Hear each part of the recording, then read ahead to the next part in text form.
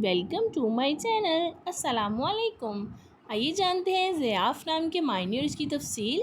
हमारा आज का बेबीज़ बॉयज़ नेम है ज़ियाफ़। ज़ियाफ़ की इंग्लिश में स्पेल्स है ZAIYAF। ज़ियाफ़ एक इस्लामिक नेम है और लड़कों के लिए रखा जाता है ये नाम।